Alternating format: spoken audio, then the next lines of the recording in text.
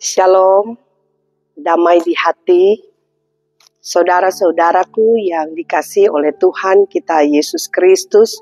Kita akan membaca dan merenungkan firman menurut menjabarkan trilogi pembangunan jemaat Gereja Masehi Injili di Minahasa, khususnya di tanggal 1 sampai 7 Juni 2025. Saudara-saudara, pembacaan Alkitab kita terdapat dalam kitab Yesaya 44 ayat 1 hingga ayatnya yang ke-8. Sebelumnya, mari kita berdoa.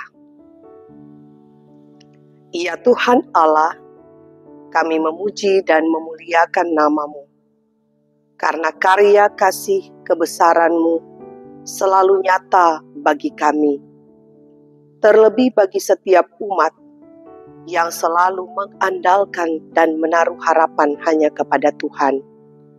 Di saat ini Bapa, kami akan belajar firman Tuhan dalam kitab Yesaya pasal 44 ayat 1 hingga ayatnya yang ke-8.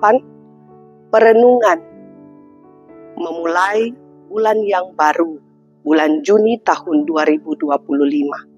Kiranya Bapa di sorga, kami akan dipenuhi dengan kuasa Roh Kudus, sehingga kami mampu untuk memahami kebenaran firman Tuhan dengan baik, dan dapat kami berlakukan dalam kesaksian kami, dalam kerja pelayanan kehidupan kami setiap hari, di segala situasi kehidupan yang diizinkan oleh Tuhan. Membawa hidup kami semakin erat dan melekat kepada Tuhan, tetapi juga untuk membawa kehidupan orang di sekitar kami hidup di dalam percaya kepada Tuhan. Ini kami Bapa yang berdoa dan bersyukur atas waktu yang indah ini di dalam nama Tuhan Yesus. Amin. Saudara-saudara, Yesaya pasal 44 ayat 1 hingga ayatnya yang ke-8. Tuhan satu-satunya Allah. Tetapi sekarang dengarlah, hai Yakub hambaku, dan hai Israel yang telah kupilih. Beginilah firman Tuhan yang menjadikan engkau, yang membentuk engkau sejak dari kandungan, dan yang menolong engkau. Janganlah takut, hai hambaku Yakub, dan hai Yesyurun yang telah kupilih.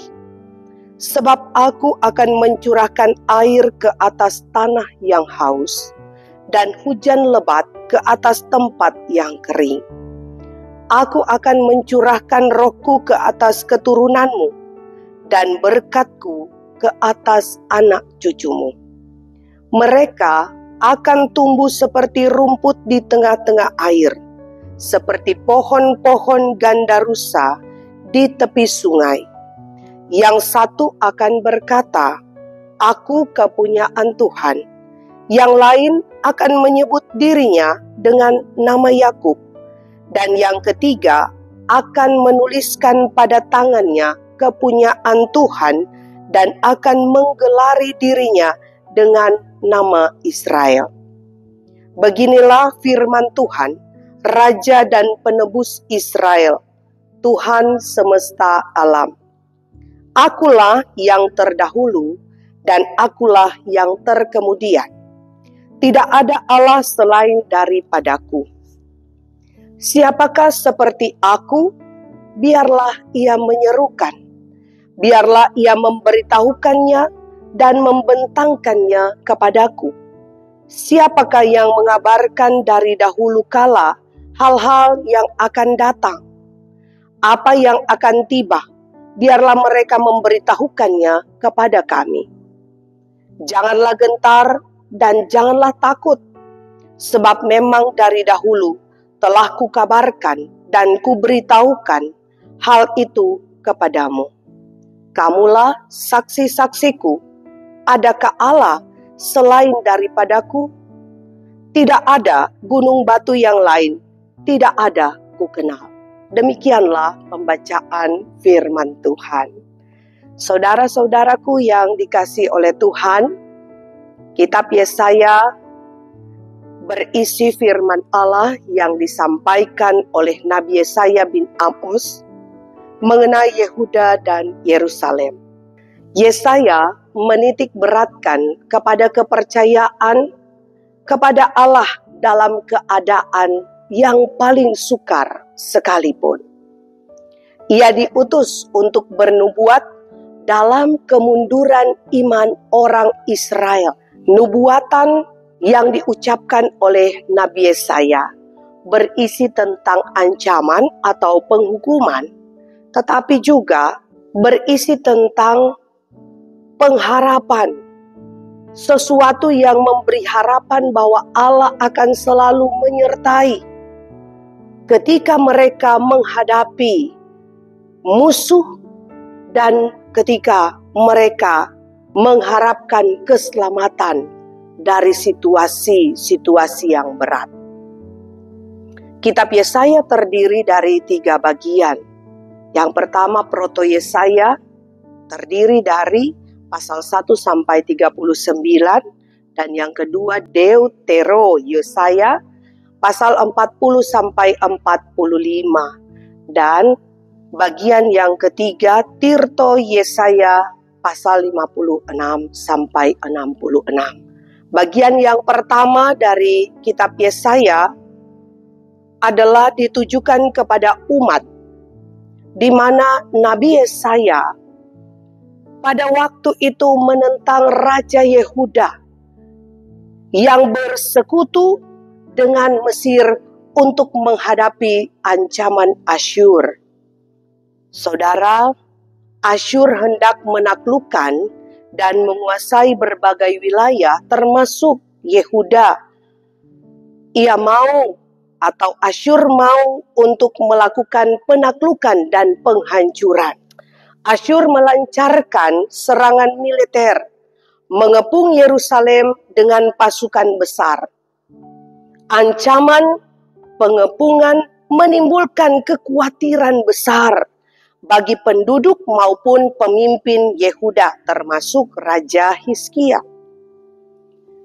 Ancaman Asyur ini berupa fisik, tapi berdampak pada mental, spiritual bangsa Yehuda, sehingga tentu mereka merasakan tekanan karena kekhawatiran yang sangat besar. Namun pada bagian pertama ini sebenarnya, ketika mereka menerima ancaman, pengepungan, dan segala hal dalam tekanan bangsa Asyur, harusnya mendorong mereka untuk merenungkan hubungan mereka dengan Tuhan. Harusnya mereka terbawa kepada kehidupan yang memahami bahwa Allah Israel adalah Allah yang besar, Allah yang berkuasa. Namun tidaklah demikian. Dan bagian kedua dalam kitab Yesaya, di mana pasal 44 ayat 1 sampai ayatnya yang ke-8 ini masuk dalam bagian yang kedua.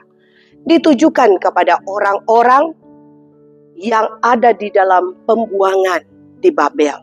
Setelah hancurnya bait Allah di Yerusalem oleh Nebukadnezar, umat sebagian beranggapan bahwa Tuhan tidak cukup kuat untuk melindungi mereka dari ancaman dan serangan bangsa Asyur. Oleh sebab itu, Nabi Yesaya mewartakan tentang kemahakuasaan Tuhan yang mampu mengerjakan rencana penyelamatan termasuk pada Babel sekalipun.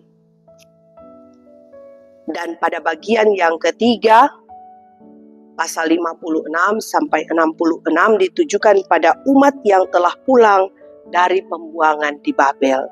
Dengan demikian, saudara-saudara, kitab Yesaya pasal 44 ayat 1 hingga ayatnya yang ke-8 ini mau untuk menyampaikan bahwa Allah adalah satu-satunya yang patut disembah. Dia memiliki kedaulatan atas umat pilihannya. Ia memilih bukan karena kebesaran, karena kehebatan, karena kejayaan, keistimewaan umat, tetapi atas kasih karunia-Nya. Oleh karena itu, bacaan Alkitab kita diawali dengan ayat yang pertama. Dengarlah, ini merupakan suatu ajakan. Dalam bahasa Ibrani, syama, panggilan, sebutan, hai Yakub, hambaku, hai Israel yang telah kupilih. Dan dengan sebutan Yeshurun, yang artinya adalah umat pilihan. Sejak dari nenek moyang Abraham, Ishak, dan Yakub, pemilihan Tuhan Allah pada Israel yang sudah ada dari awal kehidupan, yaitu sejak dalam kandungan. Umat yang disebut dengan Yeshurun, maksudnya adalah umat yang mengalami krisis spiritual. Dikembalikan lagi pada hubungan yang penuh kasih dan identitas sebagai hamba dan umat pilihan Tuhan Allah. Tuhan Allah yang penuh dengan kasih karunia, yang menyebut umatnya yang penuh dosa, tetapi umat yang sangat dikasihinya, umat yang jujur dan tulus hati. Umat yang kupilih mengandung arti identitas sebagai umat atas kasih karunia-Nya, yang adalah milik Allah, bukan karena perbuatan baik dan bukan jasa-jasa mereka. Saudara-saudaraku yang dikasihi oleh Tuhan kita Yesus Kristus, oleh karena itu kita dapat melihat dalam bagian-bagian bacaan yang kita baca, kita melihat bahwa Allah berinisiatif untuk memulihkan keadaan Israel. Dan tentang pemulihan bangsa Israel ini adalah janji Allah. Ya, pada bagian kedua, pada perikop pasal 44 ini diuraikan bahwa setelah mereka menerima hukuman Allah karena melakukan dosa, Allah yang kudus itu harus disebut oleh umat yang kudus. Tapi umat Israel ini melacurkan diri dengan menyembah Baal, menyembah ilah, menyembah berhala. Oleh karena mereka telah melakukan dosa, Allah mau agar supaya mereka itu kembali kepada Allah, Allah yang hidup, karena mereka menyembah Allah yang mati, Allah yang adalah satu-satunya penebus Israel, Tuhan Allah semesta alam. Saudara-saudara, uraian pada ayatnya yang ke-3 hingga ayatnya yang ke-5 berkata bahwa Ia akan memulihkan keadaan, Ia akan mencurahkan segala berkat, segala rohnya kepada umat yang meminta pertolongan daripada Tuhan.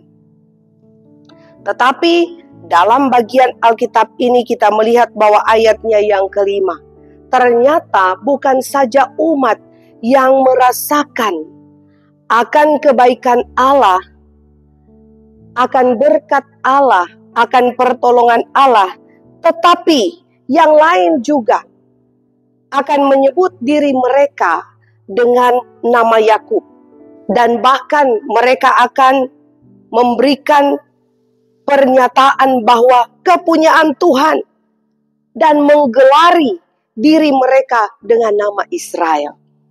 Yang artinya, saudara-saudara, bahwa Allah bertindak memulihkan dan menyelamatkan bukan saja bangsa Israel, tetapi bangsa-bangsa lain. Bukan saja Yehuda.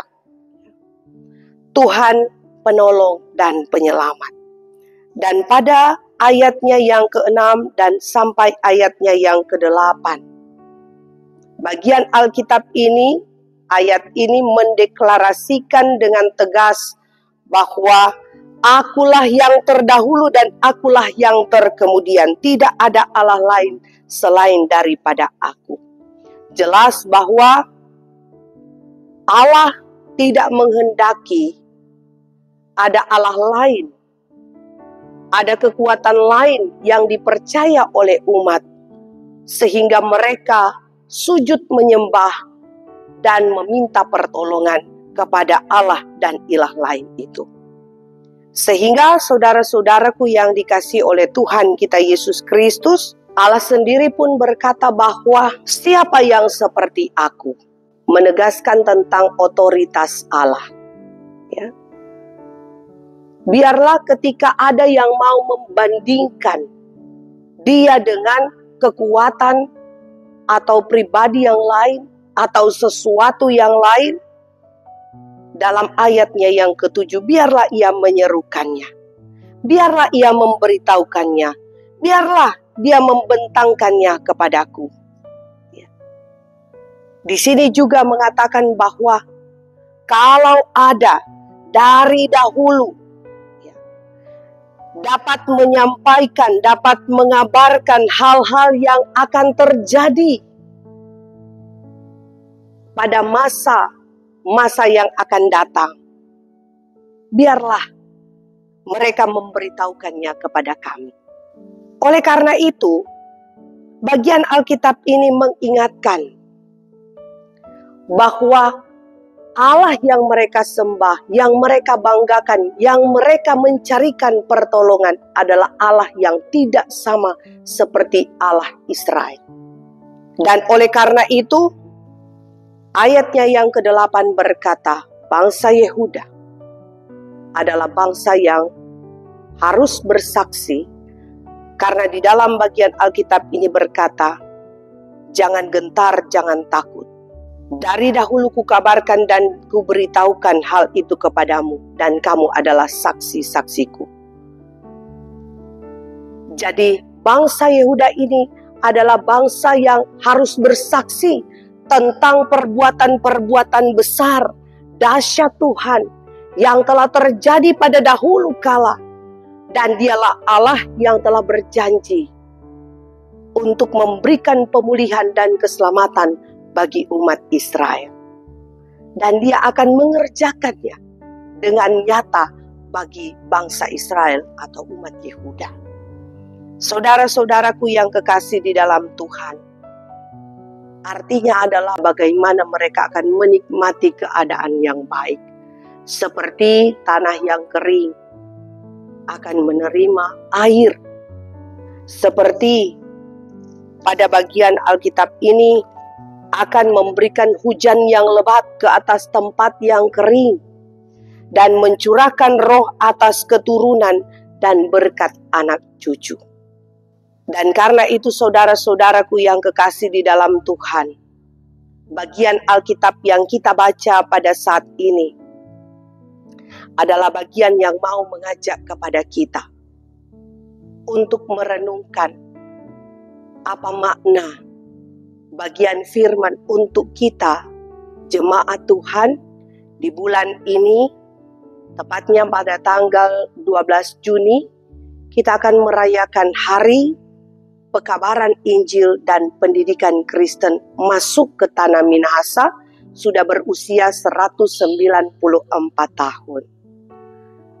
Maka bagian Alkitab ini mau mengajak bahwa kita sebagai gereja harus bersaksi tentang kekuatan dan kesetiaan Allah yang besar, yang setia, yang selalu menolong dan memberkati kita. Tidak ada kekuatan lain di luar daripada Tuhan. Ya, mungkin kadang kita mengalami masa-masa sukar, masa-masa yang sulit di dalam kehidupan ini. Sehingga saudara-saudara, kadang kita juga sama seperti bangsa yang dimaksudkan dalam perikop ini. Menjadi takut, menjadi gentar, memiliki pengharapan yang sangat kecil, meragukan akan Tuhan yang mau menolong atau yang mampu menolong kehidupan kita. Sehingga kita mencari pertolongan-pertolongan di luar Tuhan, yang menganggap bahwa kekuatan-kekuatan di sana, perbuatan-perbuatan, ya dukun-dukun, orang-orang pintar dan lain sebagainya, bisa memberikan solusi dari persoalan kita. Maka bagian Alkitab ini mengingatkan bahwa tidak ada Allah yang lain. Allah Israel, Allah yang kita sembah saat ini adalah Allah semesta alam. Allah yang senantiasa menguasai segala sesuatu di alam semesta ini. Dan oleh karena itu, Ia adalah Allah yang tahu tentang apa yang akan terjadi di depan kita pada masa baik yang dekat maupun jauh di hadapan kita. Tetapi kekuatan-kekuatan di luar daripada Tuhan yang kadang menjadi tumpuan kita, itu tidak akan menjamin kehidupan yang senantiasa tahu tentang apa yang akan terjadi di depan kita. Hanya Tuhan yang dimaksudkan dalam bagian Alkitab ini. Sehingga yang kita lihat pada pembacaan Alkitab ini adalah ketika mereka ada di dalam pembuangan, mereka dalam keadaan berdosa, mereka tetap diberikan kekuatan dengan pengharapan melalui Nabi Yesaya. Maka demikian juga kita. Pengharapan besar kita hanya ada di dalam Tuhan. Sehingga saudara-saudara, mari kita juga belajar daripada firman Tuhan ini. Kita harus bersikap tegas ketika kita dikuasai dengan berbagai kecanggihan-kecanggihan, kemajuan-kemajuan teknologi pada saat sekarang ini, membawa kita untuk tidak melakukan penyembahan kepada Tuhan, dan kita hanya melihat kekuatan-kekuatan zaman modern dan canggih ini bisa menolong kita dalam pencapaian-pencapaian hidup tertentu. Tetapi bagian Alkitab ini dengan tegas, mari kita menolak segala bentuk godaan dan tantangan untuk menempatkan sesuatu atau siapapun untuk menggantikan posisi Allah sebagai Tuhan kita. Sebagai Allah yang sanggup untuk menyelamatkan, untuk menolong kehidupan kita di masa-masa yang terberat sekalipun. Karena Tuhan punya otoritas dan kita sebagai umatnya berada di bawah otoritasnya. Dan kemudian saudara-saudara, mari kita menjadikan Tuhan di dalam hidup ini sebagai prioritas utama, tempat yang utama di mana kita akan berlari ketika kita ada di dalam kesusahan, kesulitan, di dalam tantangan yang besar. Jangan mencari perlindungan, jangan mencari pertolongan di tempat lain. Kalaupun ada orang-orang di sekitar kita yang demikian, baiklah kita menjadi saksi tentang siapa Tuhan dengan kekuatannya yang dahsyat dan besar.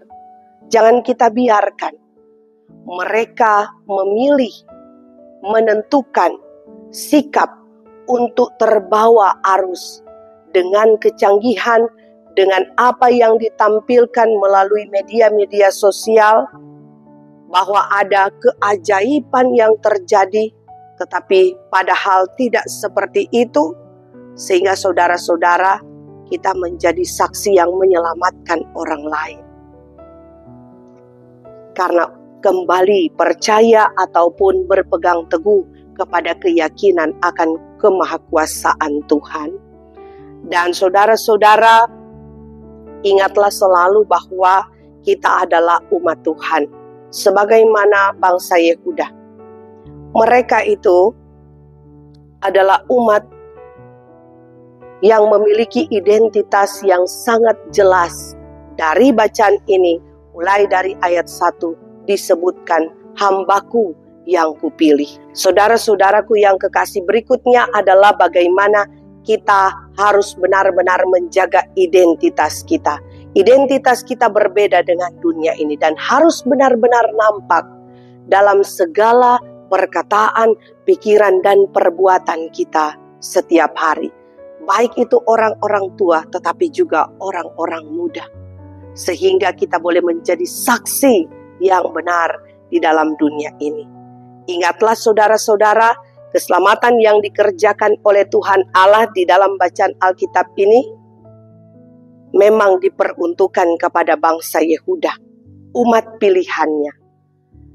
Tetapi ada juga dalam bagian Alkitab ini yang bersaksi bahwa ada juga yang berkata, ada juga yang menyatakan bahwa mereka juga akan menggelari diri mereka dengan istilah atau dirinya dengan nama Israel. Menuliskan pada tangannya kepunyaan Tuhan, berarti Allah Israel atau Allah yang kita sembah sebagai orang yang percaya pada saat-saat sekarang ini adalah Allah yang disebut dengan Allah yang mengerjakan keselamatan secara universal, terbuka bagi semua orang, dan itu dinyatakan secara sempurna di dalam Yesus Kristus. Oleh karena itu, marilah dengan penuh semangat, dengan penuh sukacita, kita menjadi saksi Tuhan, sehingga kita akan memaknai Hari Pekabaran Injil dan Pendidikan Kristen di tahun 2025 ini. Kita boleh mengabarkan keselamatan, bukan saja dengan perkataan tetapi dengan perbuatan. Sehingga semua ciptaan dan bahkan terutama manusia, banyak orang akan mengaku bahwa Tuhan Allah di dalam Yesus Kristus adalah Allah yang besar, berkuasa, Allah yang adalah penyelamat dan penolong. Dialah yang awal dan yang akhir. Amin. Mari kita berdoa.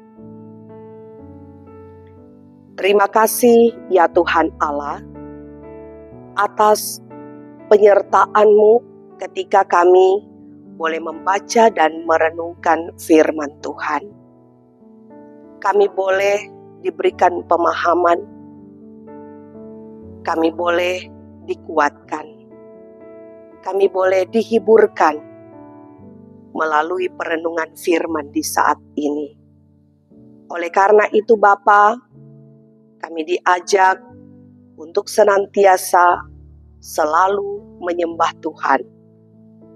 Karena dengan penyembahan kepada Tuhan, memberikan kepastian dan keyakinan kepada diri kami, bahwa hanya Allah di dalam Yesus Kristus yang kami sembah dan kami muliakan, tidak ada yang lain. Dan kami berdoa Tuhan, agar senantiasa Engkau tetap menolong kami melalui Roh Kudus, sehingga tantangan dan pencobaan untuk menyesatkan kami akan kami hadapi dengan penuh hidup yang dekat dan melekat kepada Tuhan. Termasuk di dalamnya ilah-ilah modern yang membawa kehidupan kami untuk tidak setia lagi, untuk tidak berdoa lagi kepada Tuhan, untuk tidak mencari kebenaran melalui firman Tuhan. Terima kasih Bapa di sorga, Gereja Masih Injili di Minahasa akan merayakan Hari Pekabaran Injil dan Pendidikan Kristen pada tanggal 12 Juni 2025 yang akan datang. Sehingga kami kiranya senantiasa boleh diberkati untuk terus menyadari amanat Tuhan bagi kami sebagai utusan-utusan Injil yang berani tetapi juga rajin untuk melakukannya di dalam dunia milik Tuhan ini. Sehingga kami boleh menjadi saksi yang selalu menyenangkan hati Tuhan. Kami tidak malu, kami tidak gentar, kami tidak lalai untuk memberitahukan siapa Allah kami, Allah yang hidup dan Allah yang adalah Allah kekal, Allah yang sejati.